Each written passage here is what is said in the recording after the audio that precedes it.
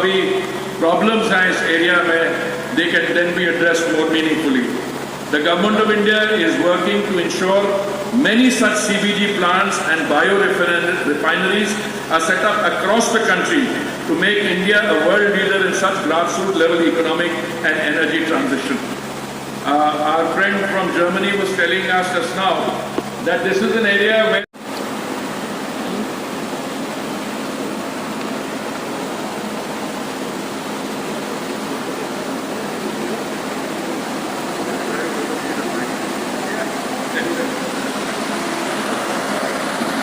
अतिथिगण,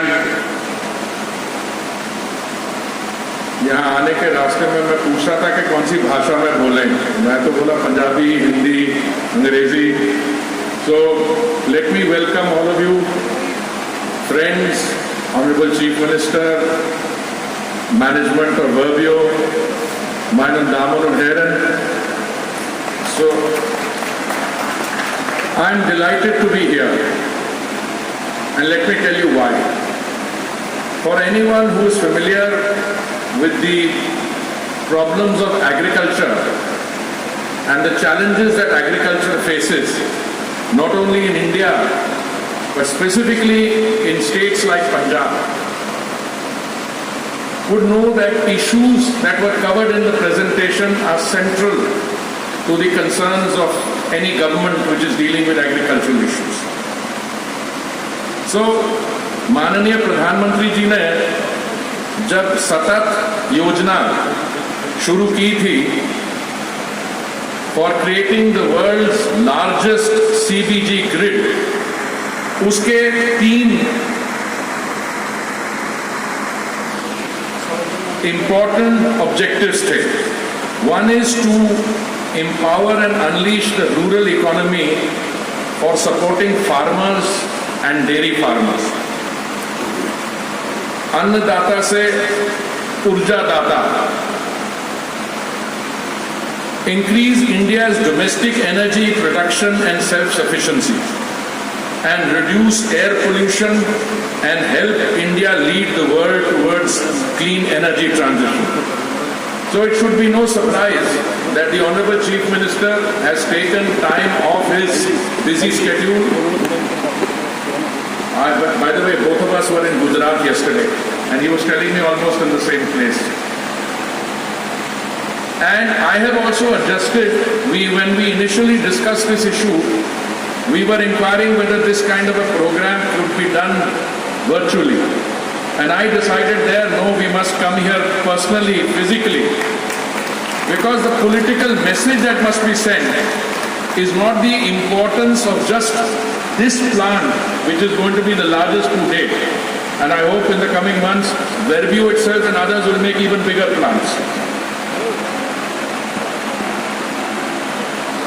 Indirect employment कोई 585-600 लोगों को.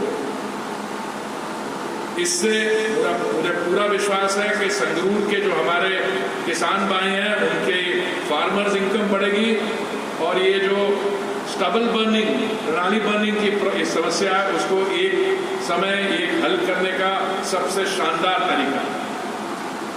और मैं आपको बताना चाहता हूं, कुछ ही देर पहले माननीय प्रधानमंत्री जी ने पानीपत में एक 2G second generation ethanol plant का भी उद्घाटन किया।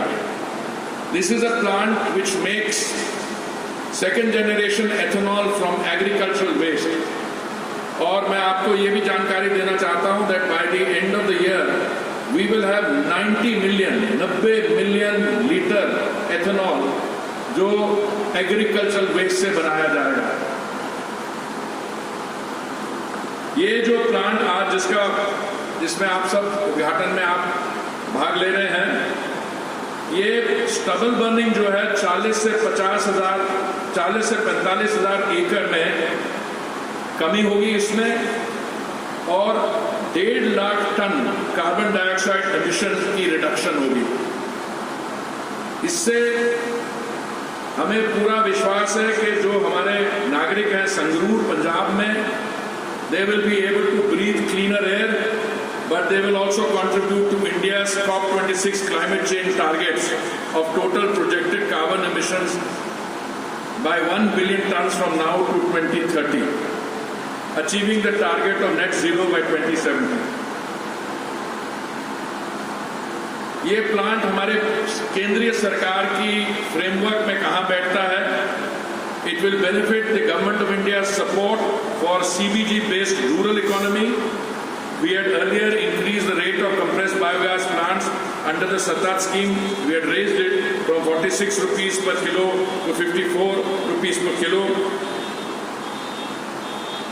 During CBG production bundled with fertilizers like urea.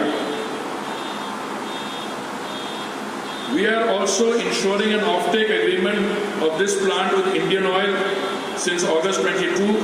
It has supplied, as our friend was saying, more than 5 lakh kilograms of CBG to 10 Indian Oil retail outlets, largest such operation in India. पर मैं आपकी बात से सहमत हूँ, कोई इसमें sense नहीं है कि यहाँ पे कंप्रेस्ड बायोगैस बनाई जाए और फिर उसको ट्रांसपोर्ट किया जाए और ट्रांसपोर्टेशन में भी फ्यूल लगे. So it is much better to put it into a central gas grid.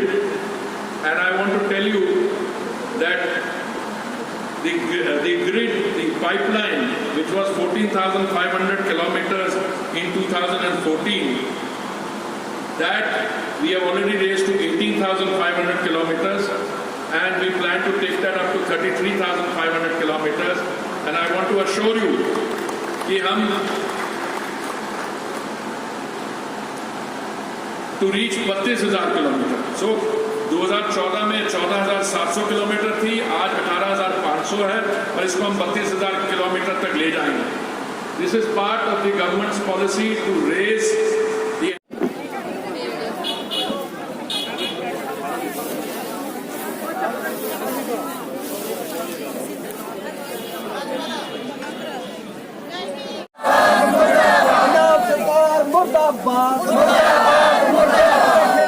ਜਥੇਬੰਦੀਆਂ ਦਾ ਏਕਤਾ ਜਿੰਦਾਬਾਦ ਜਿੰਦਾਬਾਦ ਜਿੰਦਾਬਾਦ ਸਰਕਾਰ ਮੁਰਦਾਬਾਦ ਮੁਰਦਾਬਾਦ ਸਰਕਾਰ ਮੁਰਦਾਬਾਦ.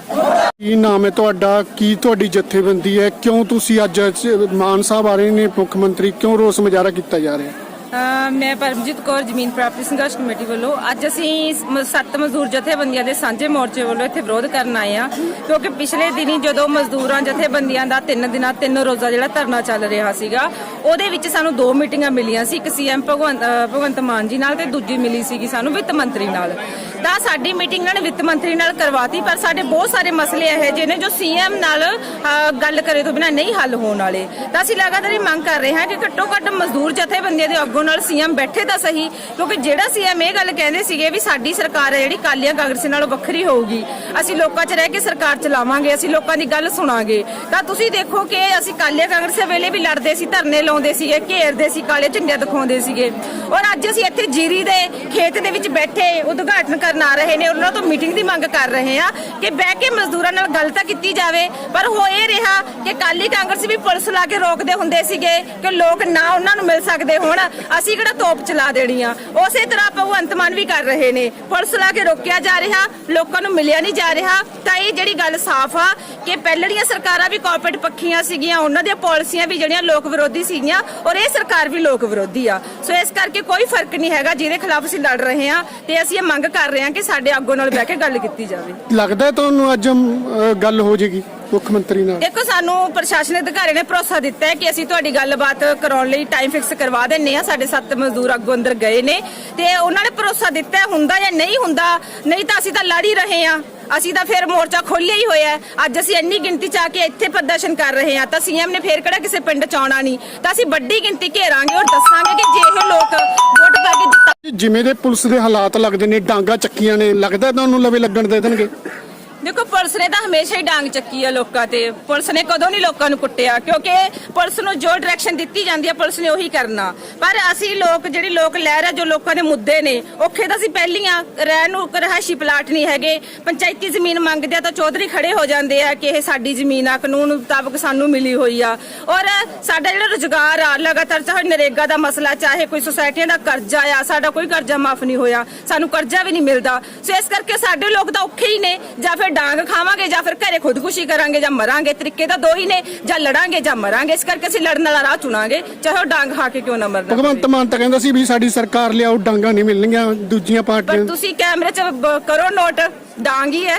ਆ ਖੜੀ ਪੁਲਿਸ, ਵੱਡੀ ਗਿਣਤੀ ਖੜੀ ਆ। ਉਸ ਤੋਂ ਵੀ ਪਹਿਲਾਂ ਤਾਂ ਕੱਲੀ ਦੂਜੀ ਪੁਲਿਸ ਖੜਦੀ ਸੀ, ਖਾਕੀ ਵਰਦੀ ਵਾਲੀ। ਆ ਨਵੀਂ ਹੋਰ ਟਾਸਕ ਫੋਰਸ, ਪਤਾ ਨਹੀਂ ਕਿਹੜੀ ਫੋਰਸ ਲਾਤੀ। ਇਸ ਕਰਕੇ ਲੋਕਾਂ ਨੂੰ ਦੱਬਣ ਵਾਸਤੇ ਹਰੇਕ ਜਿਹੜੀ ਸਰਕਾਰ ਆ ਉਹ ਨਵੀਂ ਤੋਂ ਨਵੀਂ ਪਾਲਿਸੀ ਲੈ ਕੇ ਆਉਂਦੀ ਹੈ ਕਿ ਲੋਕਾਂ ਨੂੰ ਕਿਵੇਂ ਦੱਬਿਆ ਜਾਵੇ। ਉਹ ਤੁਹਾਡੇ ਸਾਹਮਣੇ ਆ ਕਿ ਕਹਿਣੀ ਤੇ ਕਰਨੀ 'ਚ ਕਿੰਨਾ ਕੁ ਫਰਕ। ਕਹਿੰਦਾ ਸੀ ਬਦਲਾਵ ਆਵੇਗਾ। ਇਹੀ ਹੈ ਜੀ ਬਦਲਾਵ। ਨੋਟ ਕਰੋ, ਅਸੀਂ ਜੀਰੀ ਦੇ ਪਲਾਟ 'ਚ ਬੈਠੇ ਆ ਔਰ ਦੂਜੇ ਪਾਸੇ ਖੜੇ ਨੇ ਸਾਨੂੰ ਸੀਐਮ ਤੱਕ ਨਾ ਜਾਣ ਦੇਣ ਵਾਸਤੇ। ਝੰਡੀਆਂ ਥੱਲੇ ਕਰ ਲਓ ਮੜੇ, ਫਿਰ ਪਿੱਛੇ ਵਾਲੇ ਤਾਂ ਦਿਖਦੇ ਹੀ ਨਹੀਂ। ਸਹੀ ਆ ਬਾਈ ਜੀ, ਲੰਬਾ ਥੱਲੇ ਕਰ ਲੈ, ਥੱਲੇ ਕਰ ਲੈ, ਥੱਲੇ ਕਰ ਲੈ।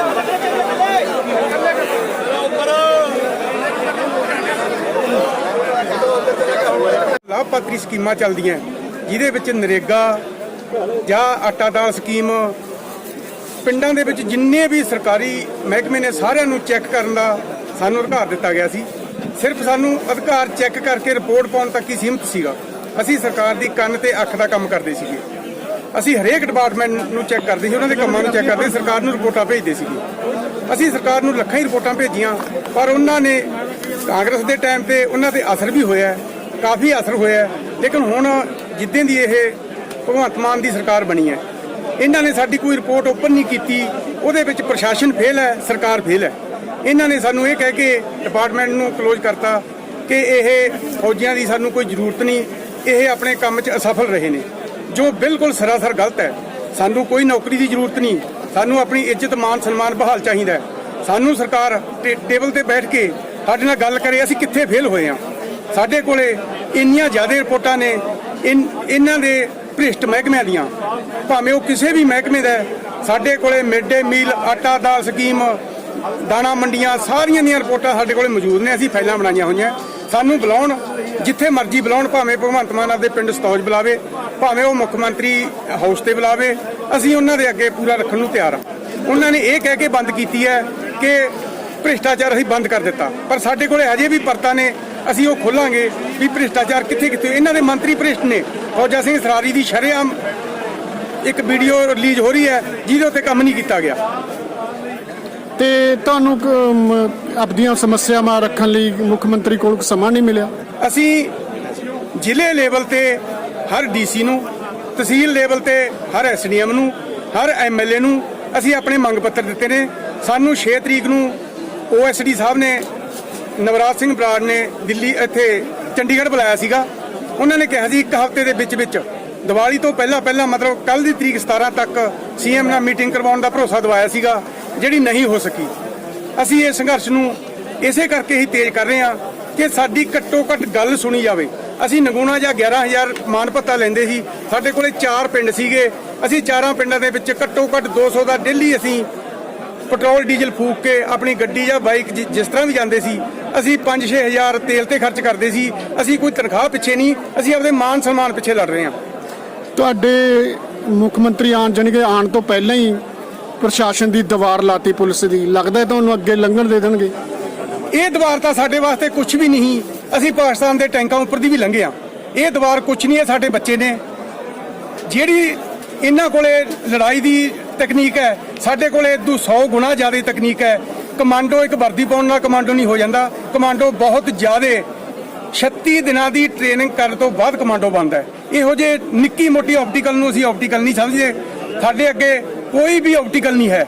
ਅਸੀਂ ਲੜਾਈਆਂ ਦੇ ਵਿੱਚ ਬਹੁਤ ਆਪਟੀਕਲਾਂ ਕੀਤੀਆਂ। ਮੈਂ 30 ਸਾਲ ਫੌਜ ਦੀ ਨੌਕਰੀ ਕਰਕੇ ਆਇਆ। ਕੋਈ ਮੇਰੀ ਉਮਰ ਛੋਟੀ ਨਹੀਂ, 55 ਸਾਲ ਉਮਰ ਹੈ, ਪਰ ਹੁਣ ਵੀ ਇਹੋ ਜਿਹੀਆਂ ਦੁਬਾਰਾ ਕੀ ਹੈ, ਅਸੀਂ ਜੇ ਗੱਡੀਆਂ ਖੜੀਆਂ ਕਰਦੇ ਉਹਨਾਂ ਦੇ ਉੱਪਰ ਦੀ ਲੰਘ ਜਾਵਾਂਗੇ। ਜਿਹੜਾ ਮੁੱਖ ਮੰਤਰੀ ਕਹਿੰਦਾ ਸੀ ਵੀ ਦੂਜੀਆਂ ਸਰਕਾਰਾਂ ਦੀਆਂ ਡਾਂਗਾਂ ਨਹੀਂ ਖਾਣੀਆਂ ਪੈਣਗੀਆਂ ਜਦੋਂ ਸਰਕਾਰ ਆ ਗਈ, ਅੱਜ ਡਾਂਗਾਂ ਖੁਦ ਦਿਖ ਲਈਆਂ। ਅੱਜ ਮੈਨੂੰ ਇਹ ਦੱਸੋ ਵੀ ਕਿਹੜਾ ਮਹਿਕਮਾ ਹੈ ਜਿਹੜਾ ਧਰਨੇ ਤੇ ਨਹੀਂ ਬੈਠਾ? ਸਾਡੇ ਪਿੱਛੇ ਮਜ਼ਦੂਰ ਬੈਠੇ ਨੇ, ਸੀਐਮ ਹਾਊਸ ਤੇ ਕਿਸਾਨ, ਇੱਥੇ ਰਹਿائش ਤੇ ਸੰਗਰੂਰ ਕਿਸਾਨ ਬੈਠੇ ਨੇ, ਮਾਸਟਰ। ਕਿਹੜਾ ਮਹਿਕਮਾ ਜਿਹੜਾ ਅੱਜ ਨਹੀਂ ਬੈਠਾ? ਇਹ ਸਰਕਾਰ ਤੋਂ ਹਰੇਕ ਮਹਿਕਮਾ ਤੰਗ ਹੈ। ਕਿਸੇ ਦੀ ਵੀ ਇਹਨਾਂ ਨੇ ਮੰਗ ਪੂਰੀ ਨਹੀਂ ਕੀਤੀ। ਇੱਕ ਮਦਾਰੀ ਵਾਲੀ ਸਟੇਜ ਚਲਾਉਣੀ ਜਾਂ ਚੁਟਕਲਿਆਂ ਵਾਲੀ ਸਟੇਜ ਚਲਾਉਣੀ ਤੇ ਸਰਕਾਰ ਚਲਾਉਣ 'ਚ ਬਹੁਤ ਅੰਤਰ ਹੈ। ਇਹਦੇ ਵਾਸਤੇ ਬਹੁਤ ਤਜਰਬੇ ਦੀ ਜ਼ਰੂਰਤ ਹੈ। ਮਾਨ ਕਹਿੰਦਾ ਸੀ ਕਹਿੰਦਾ ਬਦਲਾਅ ਆਵੇਗਾ, ਸਰਕਾਰ ਆ ਬਦਲਾਅ ਆ ਗਿਆ ਜੀ, ਬਹੁਤ ਬਦਲਾਅ ਆ ਗਿਆ। ਅੱਜ ਤੱਕ ਫੌਜ ਨੇ ਕਦੇ ਵੀ ਕਿਤੇ ਵੀ ਮੁਜ਼ਾਹਰਾ ਨਹੀਂ ਕੀਤਾ, ਧਰਨਾ ਨਹੀਂ ਕੀਤਾ, ਰੋਸ ਪ੍ਰਦਰਸ਼ਨ ਨਹੀਂ ਕੀਤਾ। ਇਹ ਇੱਕ ਬਹੁਤ ਵੱਡਾ ਬਦਲਾਅ ਮੰਨਦੇ ਹਾਂ ਅਸੀਂ ਕਿ ਸਾਡੇ ਫੌਜੀ ਭਾਈਆਂ ਨੂੰ ਵੀ ਇੱਥੇ ਪ੍ਰਦਰਸ਼ਨ ਕਰਨਾ ਪੈ ਰਿਹਾ ਹੈ।